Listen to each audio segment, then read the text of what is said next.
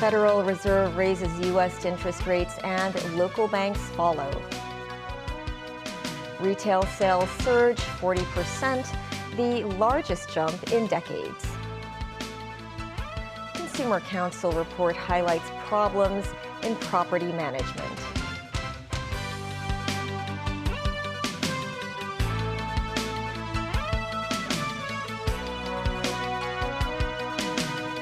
Hello and welcome to TVB News. The U.S. Federal Reserve has raised interest rates by 0.25 percentage point to the 5 to 5.25% range. Locally, HSBC and several other banks raised best lending rates by 0.1%. The Fed signaled it may pause further rate rises, but the signs of stress at another U.S. regional bank saw the market price in a pivot rather than a pause in rates. Matthew Bray reports. The decision to raise rates was widely expected, but investors largely brushed aside the Federal Reserve's commentary against interest rate cuts and looked ahead to an eventual pivot to policy easing. A decision on a pause was not made today. You will have noticed that in the statement from March, we had a sentence that said the committee anticipates that some additional policy firming may be appropriate. That sentence is not in the statement anymore. We took that out, and instead we're saying that in determining the extent to which additional policy firming may be appropriate to return inflation to 2% over time, the committee will take into account certain factors. So that's a meaningful change. The Fed has raised rates 10 times now, which has made borrowing for consumers and business steadily more expensive. Powell pushed back on market expectations that the Fed will be forced into cutting rates by year end, indicating they won't back down on fighting inflation, even as the economy begins to buckle under tighter credit conditions. The Fed will remain data dependent, Powell said. He was asked about the U.S. banking crisis that has seen 3 go under and another PacWest Bancorp now seemingly destined for the same fate. I think it's probably good policy that we don't want the largest banks doing big acquisitions. That is the policy, and but this is an exception for a failing bank, and I think it's actually a good outcome for the banking system. It also would have been a good outcome for the banking system had one of the regional banks bought this company, and that could have been the outcome. But ultimately, we have to follow the law in our agencies, and the law is it goes to the least cost bid. Oil retraced after sinking yesterday on concerns over weakening economic growth. The bond market waved off the prospect that Powell might have another rate rise up his sleeve, and most market participants envisage a contraction, if not a recession. Asian markets were mostly higher Thursday after the rate decision. Matthew Bray, TVB News. Following the Fed's move, Hong Kong banks have also increased interest rates, meaning homeowners will have to pay more for mortgages. Economists believe the rate hike cycle is coming to an end.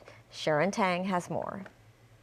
HSBC and Bank of China Hong Kong announced they are raising best lending rates by 0.1% to 5.75%, while Standard Chartered adjusted its best lending rate upwards to 6%. Over the past year, the city's banks have raised interest rates several times. Though at a slower pace than the U.S. rate hikes, local homeowners need to pay more for mortgages. Over the last few months, Hong Kong dollar interbank rates have been rising gradually. As the U.S. raised rates again this time, this trend is expected to continue. On the commercial interest rates of banks will decide on the timing and magnitude of adjusting them. The public should be prepared for the movement of banks' lending rates. Economist Terence Chong believes the U.S. rate hike cycle is peaking, adding local banks may not have to continue raising interest rates. In the latest budget, Financial Secretary Paul Chan estimated the city's economy will grow 3.7% this year. Chong believes the movement in interest rates will unlikely affect Hong Kong's economy, as it is mainly related to exports and financial services. Sharon Tang, TVB News. The city's retail sales in March soared by 41% year-on-year, marking the greatest jump in 35 years. The total retail sales in March this year was provisionally estimated at $33.6 billion. That's a 41% increase compared with the same month in 2022. The government said the surge was due to improvement in consumer and visitor spending. Sales of medicines and cosmetics rose more than 60%. Sales of jewelry, valuable gifts, and optical items also jumped drastically. Officials said the recovery of inbound tourism and private consumption should continue to benefit the retail sector in the long run. A report by the Consumer Council found property management companies have overwhelming powers over individual property owners on matters including fees and whether the management company can be changed. With property owners facing such disadvantages, the council offered a number of recommendations. Timothy Lee reports. Having one's own property is the dream of many Hong Kongers, but residents should be aware of problems after owning a flat. In a study by the Consumer Council on property management fees conducted between the end of 2020 and mid-2021, which involved more than 1,100 private property owners, it found that the monthly management fee ranged from $200 to $3,700 and averaged at $1,108. That accounted for 7.4% of the interviewees' monthly household income on average. The council received nearly 700 complaints concerning property management services over the past 11 years, with over half related to fee disputes. Currently, property management fees are determined by the deed of mutual covenant and those with a higher percentage of property shares. The current law stipulates that the DMC could only be amended under unanimous consent from all parties bound to the document, which includes the property developer. The council noted that many property developers held over half of all undivided shares, which made passing resolutions much more difficult for property owners. They also have control over the establishment of owners' corporations and termination of property management companies. The unequal relationship between owners and developers is also reflected by the fact that the council found 75% of DMC managers in the reviewed developments were affiliated with property developers. The Consumer Council said individual property owners should increase their engagement in building management affairs. For the owners incorporation, it is a very important first step because with the owners corporation, it actually gathered all the individual owners as a group, as a pressure group to negotiate, to talk about, terms on the management fee, everything to do with the building management. In a bid to optimize the property management fees value in the city, the Consumer Council made several recommendations. They include improving the transparency of how the management fee is shared between owners and boosting property management efficiency via new technology.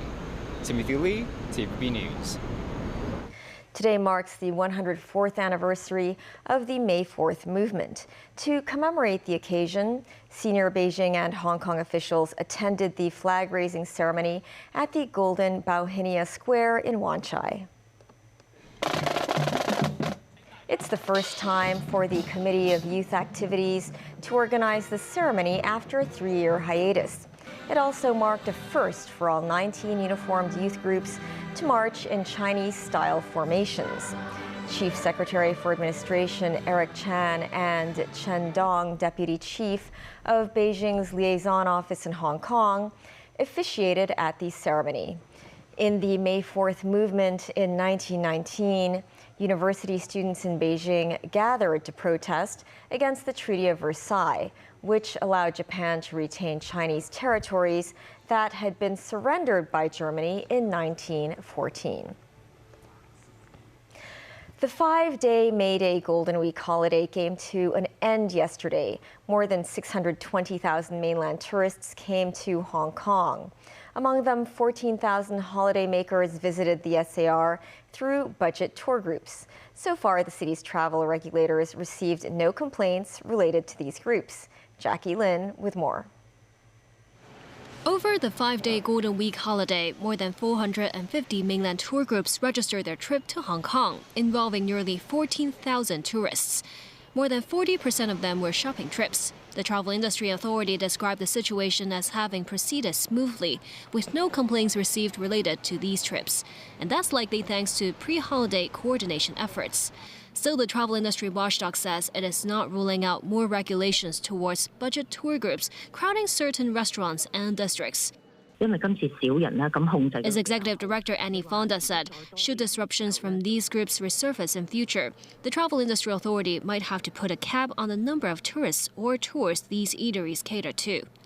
There are also reports that some tour guides provided inaccurate information about Hong Kong's tourist attractions to mainland vacationers. She said while these cases don't constitute violations of travel industry directives, the watchdog will follow up on these reports as they could be unprofessional and mar the city's reputation. Jackie Lin, TVB News. Coming up, mystery as to what happened as drones were shot down over Moscow. 2 potential medical breakthroughs in the U.S. Poly University inventions win major international prizes in Geneva.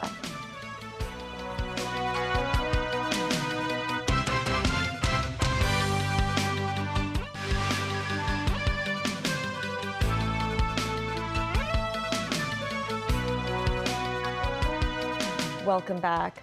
Russia said it foiled an attack by Ukrainian drones on the Kremlin early Wednesday. Moscow called it an unsuccessful assassination attempt against President Vladimir Putin, promising retaliation for what it termed a terrorist attack. Ukrainian President Volodymyr Zelensky has denied attacking Putin or Moscow. Tracy Furness reports. 2:30 Wednesday morning at the Kremlin, then this. Russia says 2 drones were shot down above the building where Putin's office is located. Fragments from the drones scattered. No casualties were reported. The Kremlin believes the drone assault was a planned terrorist attack targeting Putin before the May 9th victory parade, said spokesman Dmitry Peskov. The president was safe and continued to work as usual later in the day, according to Kremlin sources. Speaking at a news conference in Finland Wednesday, Ukrainian President Volodymyr Zelensky rejected Moscow's claim that Kiev attempted to attack the Kremlin. We don't attack Putin or Moscow. We fight on our territory. We are defending our villages and cities. We don't have, enough weapons for this. That's why we don't use it anywhere. For us, that is the deficit. We can't spend it. And we didn't attack Putin. We leave it to tribunal. Ukrainian presidential advisor Mikhailo Podolyak said the claims could provide a pretext for Russia to justify massive strikes on Ukrainian cities, on the civilian population, on infrastructure facilities. The White House said it could not confirm the authenticity of the drone attack. Since the beginning of this conflict, the United States is certainly not encouraging, enabling Ukraine to strike beyond its borders. We've been very clear from here about that. But again, I don't want to get into speculation from here about the authenticity of this report. Russian expert Dmitry Oreshkin, a professor at Free University in Latvia's capital Riga, said maybe it was done by some forces in the Kremlin who didn't inform others about it. It is possible. If this really was a drone attack on the Kremlin, it would be the most severe penetration of Russian airspace since German teen Matthias Rust landed his single-engine plane on Red Square in 1987. Tracy Furness, TVB News. U.S. Secretary of State Antony Blinken said he is hopeful he'll reschedule a visit to China this year. Blinken canceled an earlier scheduled meeting after the U.S. shot down a high-altitude balloon it claimed to be a Chinese spy balloon.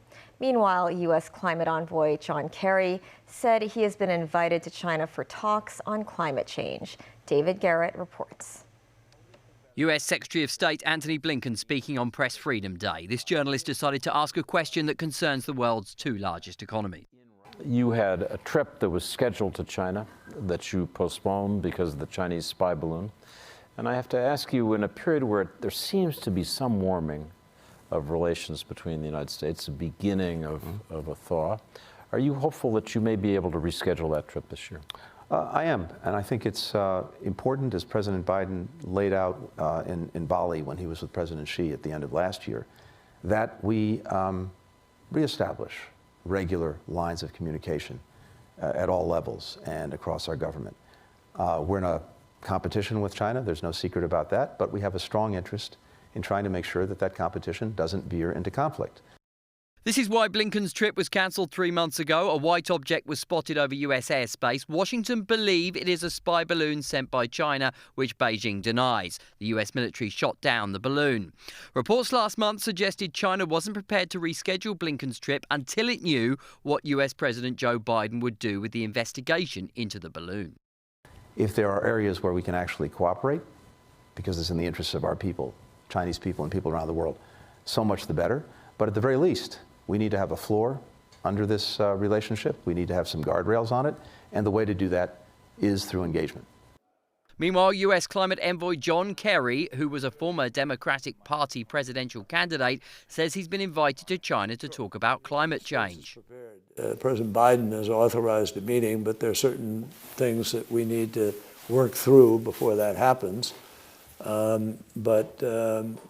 There's no issue about whether or not we should meet. We understand that we're the two largest economies in the world. We're the two largest emitters of greenhouse gases in the world.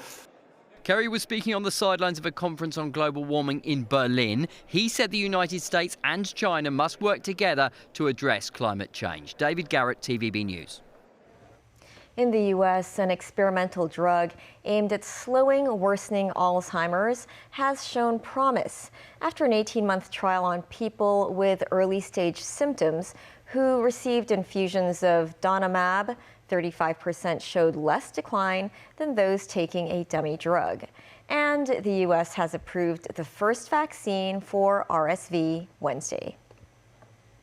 The big news is that we have one manufacturer now that has produced an RSV vaccine that is targeted to older adults. So along with influenza vaccine and COVID vaccine, we'll be able to prevent serious disease that can lead to hospitalization in older adults against these three very bad respiratory viruses. The Food and Drug Administration's decision to approve the drug paves the way for other potential vaccines in the pipeline for RSV to be licensed. Adults 60 and above could be vaccinated this autumn, but the Centers for Disease Control and Prevention must decide if every senior needs RSV protection or only those considered high risk from the virus. And back locally, the Hong Kong Polytechnic University has won 31 prizes for 28 invention projects at the International Exhibition of Inventions in Geneva. The exhibition is regarded as one of the most important annual global events devoted to inventions. Mimo Singhai reports. This is not an ordinary camera. Its full name is Mars Landing Surveillance Camera and had an important mission in 2021. It helped China's Tianwen-1 lander to monitor the landing status and deployment of the Mars rover. To survive the harsh environment on Mars, the space-qualified camera has some special features, such as a wide temperature range. Moreover, the camera is designed to be light, weighing just 390 grams. The invention obtained a special award and a gold medal with congratulations of the jury at the 48th Geneva Inventions Expo in April. Yong Kai-learn, one of the camera's researchers and chair professor of precision engineering, said the technologies developed for the invention can also be used in other situations. One of them includes a surgery robot. You know, the environment inside the human body is actually a very harsh environment because you have humidity and everything. So we apply the technology for the development of the harsh environment in space to put it inside the human being in order to have a much clearer picture of the surgery. Meanwhile, these are nano multi-ring defocus incorporators spectacle lenses. The invention won a grand award and gold medal with congratulations of the jury. Using the ultra-precision nano multi-ring machining technology, researchers hope to slow myopic progression in children. Have a closer look at the lens. It shows circular spaced correction and defocus zones. The function of the correction zones is to correct vision at the central retina, while the defocus zones inhibits eyeball elongation, reducing myopic progression. Principal researcher Benny Jones said the team had conducted clinical tests on 18 children and teenagers aged between 9 and 15, asking them to wear the glasses for 9.5 months. Jones said positive corrective effects were seen. The price for each pair is about $3,000 to $4,000. The team said they hope to manufacture the products intelligently in future to reduce costs. PolyU obtained 31 prizes at the Geneva Inventions Expo, the highest number of awards the institution won at the event. Mimosa Nai, TVB News. That is the news. Thanks for watching. Good night.